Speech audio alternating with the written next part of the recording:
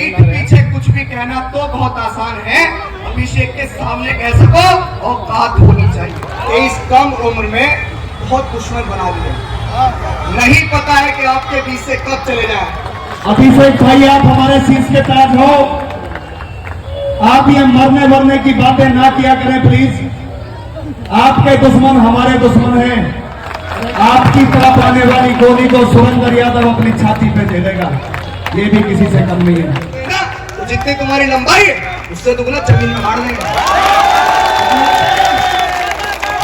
कहता हूं कि ये मूवमेंट सिर्फ जाटुओं का मूवमेंट नहीं है, ये मूवमेंट फूले, साहू, अंबेडकर, पेरियार और ललई सिंह यादव का मूवमेंट है।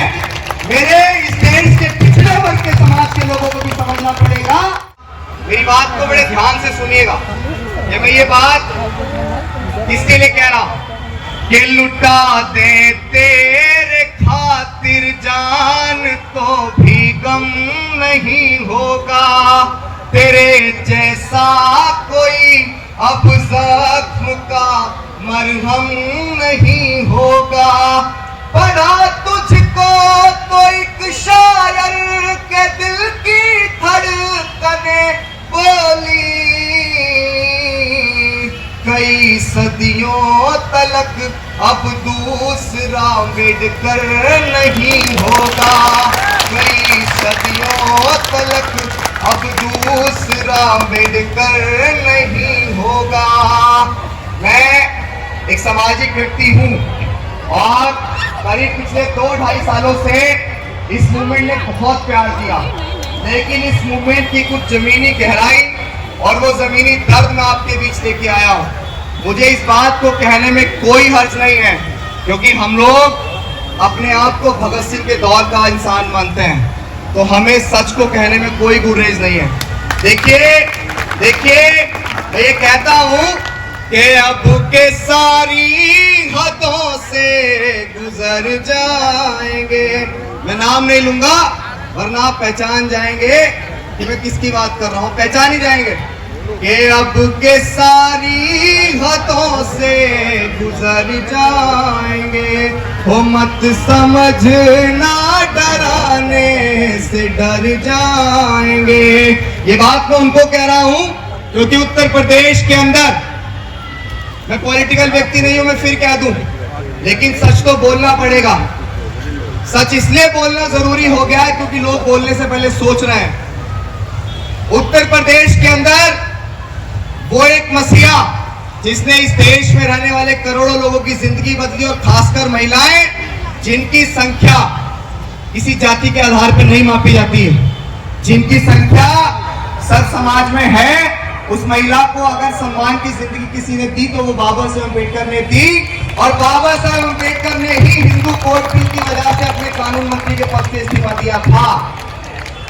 और आज उसी रहबर की जयंती मनाने से उत्तर प्रदेश के अंदर कहीं ना कहीं रोका गया।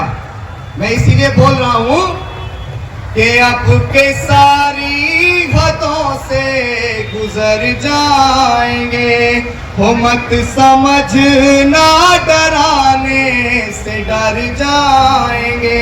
वो मौत के नाम का खौफ देता है क्यों, मौत जिस रोज आएगी मर जाएंगे।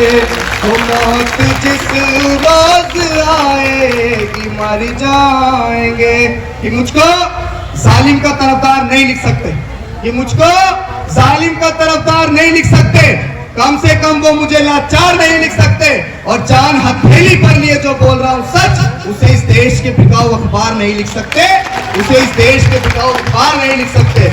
मैं ये समझता हूं कि आज इस देश में जो मीडिया है वो बिकाऊ है, इस बात को कहने में मुझे कोई गुरेज नहीं है, कोई गुरेज नहीं है यार।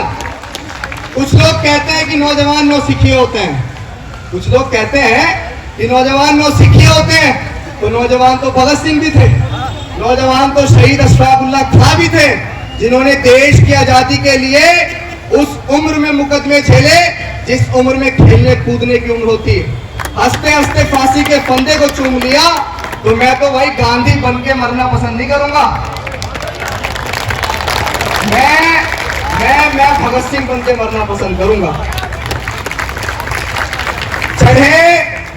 चढ़े महापुरुषों के चरणों में मुझे वो फूल बनना है। चढ़े महापुरुषों के चरणों में मुझे वो फूल बनना है, और कड़े मनुवाद की छाती पर मुझे वो त्रिशूल बनना है, और कड़े मनुवाद की छाती पर मुझे वो त्रिशूल बनना है।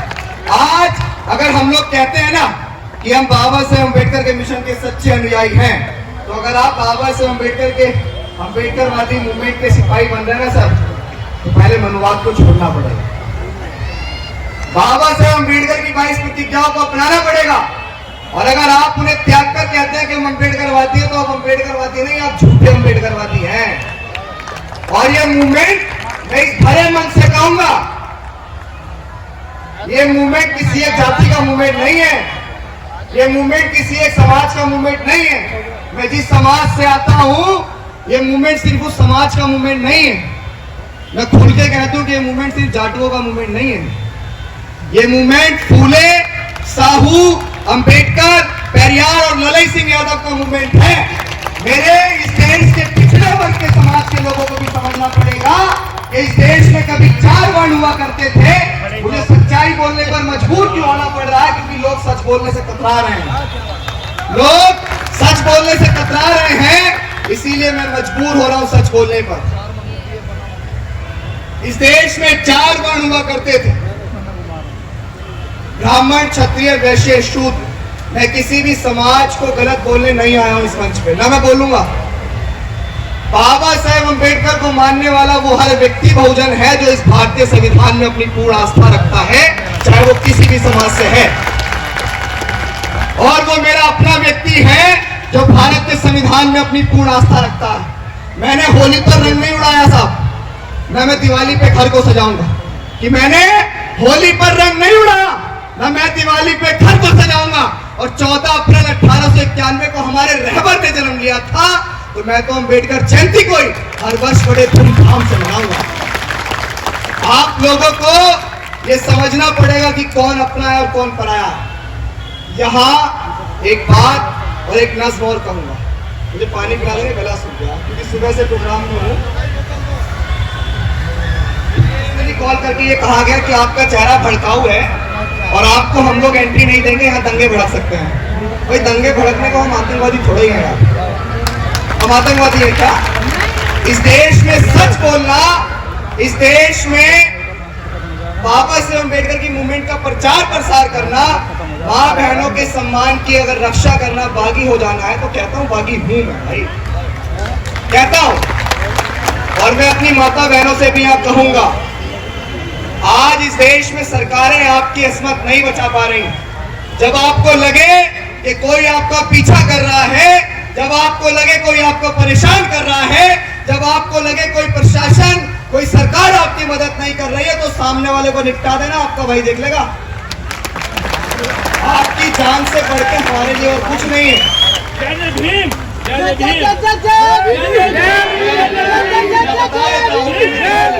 सुन लो भाई, सुन लो। वो पढ़ के दुख अपने पुरखों का लिखता हूँ मैं, वो जख्म से गुफ्तगू करके लिखता हूँ मैं। वो दर्द गाने को भी हौसला चाहिए, जहाँ हथेली लिए दर्द लिखता हूँ मैं। वो चाहते लिए दर्द लिखता हूँ मैं। वो अपनी सांसों में आबाद रखना मुझे, वो अपनी सांसों में आबाद रखना मुझे। मैं रहूं ना रहूं याद रखना मुझे। ये बात मैं इसलिए कह रहा हूँ कि इस कम उम्र में बहुत दुश्मन बना लिए, नहीं पता है कि आपके बीच से कब चले जाए।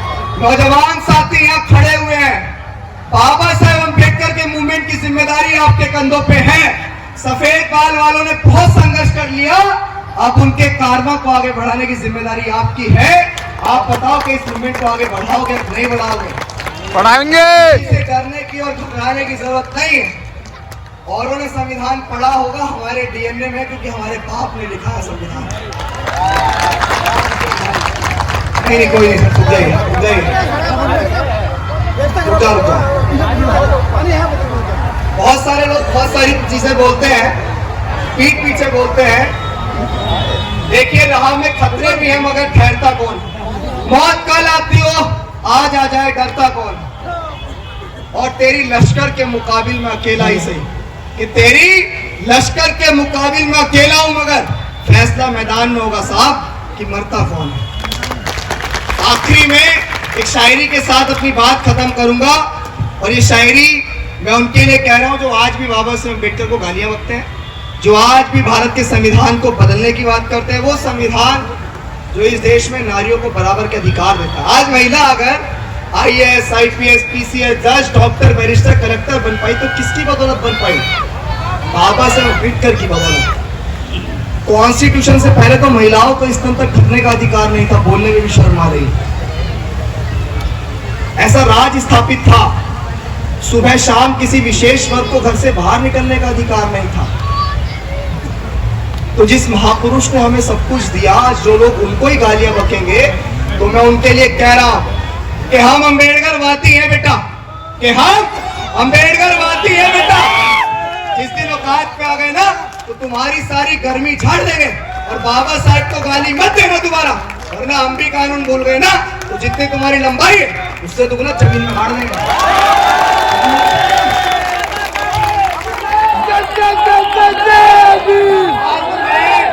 बात में कुछ बात हो, वो बात होनी चाहिए, जीत होनी चाहिए या मात होनी चाहिए। और पीठ पीछे कुछ भी कहना तो बहुत आसान है, अभिषेक के सामने कह सको औकात होनी चाहिए। भाई को पासवर्ड क्या था 78 अभिषेक भाई के लिए एक बार जोरदार ताली मार देंगे, जोरदार तालियां।